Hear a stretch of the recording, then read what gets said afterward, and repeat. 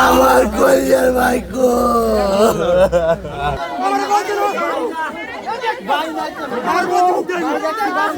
আমার বাবা কয় গে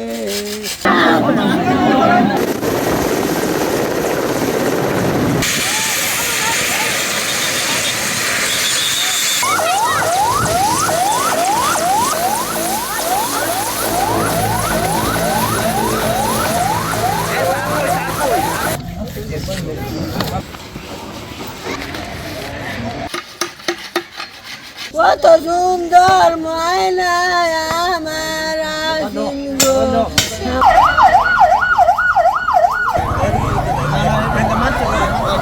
আমার কলিজার ভাইকো আমার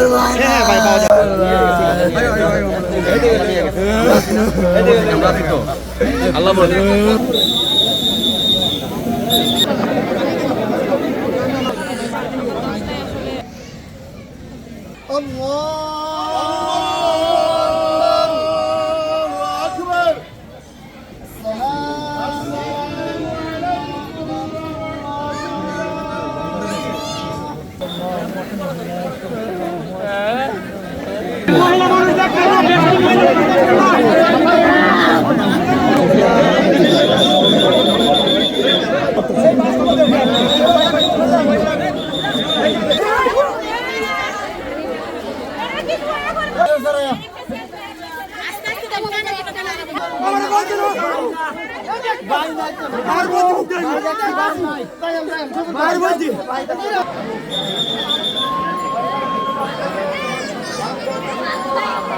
সিলভার টিপ কন্ট্যাক্টে তৈরি নিরাপদ ও নান্দনিক ক্লিক সুইচ নির্ভরতা জীবন জুড়ে।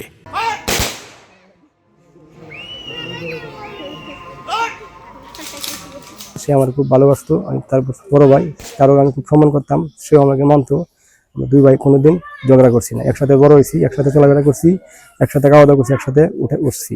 আমার মা আমার দুজনকে খুব আদর করতো, আমার বাবা আমাদের দুজনকে খুবই আদর করতো, দুজনকে চোখে চোখে রাখতো। আমি আমার বাইরে আমি চোখে চোখে রাখছি, তারকে আমি কোনোদিন দিছি না তারা একটা ফুলের টোকা দিতে। আমার ছেলে আমরা আমরা খাওয়া আনছে বাবা, ওখানে আমার বাবা নাই, আমি কিবা চলবাম। আমার একটা ফুট আছে, এই ফুটটারে তোমরা আমার বাহুতে দেবে না, আমার চলার কোনো পথ নাই। আমি শিক্ষায় দিয়ে হয়েছি বাবা, চহিতে হয়েছি। আমি জানি আমার আসমান ভাঙ্গে মারি করছে, আমার কিছু নাই। একটা শিক্ষায় দিয়েছি বাবার লাগিয়ে, আমি যা যারে হচ্ছি মারি মেরে।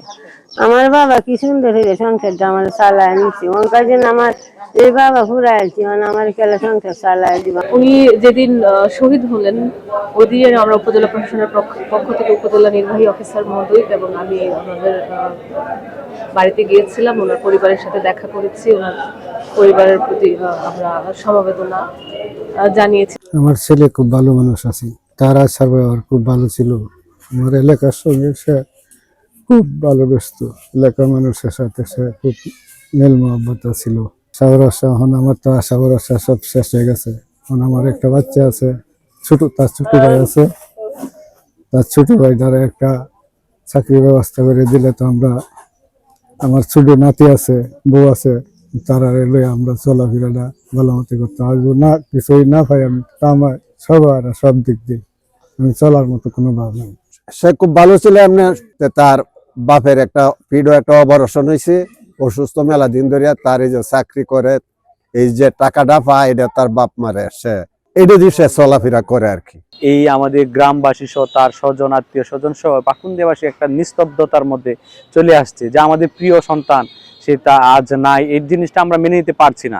এর মধ্যে একটি গর্বের বিষয় হচ্ছে সে তার দেশের জন্য, সে দেশের শান্তি প্রতিষ্ঠার লক্ষ্যেই কিন্তু সে মিশনে গিয়ে শহীদ হয়েছেন, এটা আমাদের জন্য একটি গর্বের। তবে এই যে আপনারা লক্ষ্য করছেন মাঠের মধ্যে এই আশপাশ এলাকা মানুষজন কিন্তু অপেক্ষা করছে কখন আসবে তাদের প্রিয় জাহাঙ্গীর। সেই জাহাঙ্গীরের শেষ, তার মরদেহর যে তার শেষ দেখার জন্য মানুষ এই কয়েকদিন যাবত অপেক্ষা করছে, বারবার ছুটাছুটি করছে সেনাবাহিনীর ক্যাম্পে এবং মিডিয়ার মাধ্যমে জানতে চেষ্টা করে তাদের প্রিয় জাহাঙ্গীর কখন আসবে। সর্বশেষ ওনার সাথে আমার কথা হয়েছে মারা যাওয়ার 2 দিন আগে। আমি কল দিছি, আপনার অডিও কলে কল দিছি, তখন উনি বলতেছে তুমি ভিডিও কল দাও, তোমার সাথে দেখে কথা বললি, তোমাকে দেখি আমি। তখন আমি বলছি যে নেটের সমস্যা হওয়ার পরে আবার বেশিক্ষণ কথা বলতে পারছি না, প্রায় 2-2.5 মিনিট কথা বলছি ভিডিও কলে। হাসতে হাসতে আমাকে বলছে যে আমি খুব ভালো আছি, কোনো সমস্যা নাই, চিন্তা করো না। যখন আমি শুনি সে মারা গেছে, আসলে নিজেকে সামলাতে পারি নাই। আমার বাড়িও পাকুন্দিয়া সদর, কিন্তু আমরা একই জায়গা ছিলাম, একই বিল্ডিং আমরা থাকি। এইভাবেও এই অল্প বয়সে সে মারা যাবে, যে বাংলাদেশ সেনাবাহিনী কখনো কাম্য করে নাই। আসলে আমরা কখনোই ভাবি নাই যে এরকম একটা ড্রোন হবে শান্তিরক্ষী উপরে। এই অল্প বয়সে একটা ছেলে রেখে সে মারা গেছে, সবাই তার জন্য দোয়া করবেন।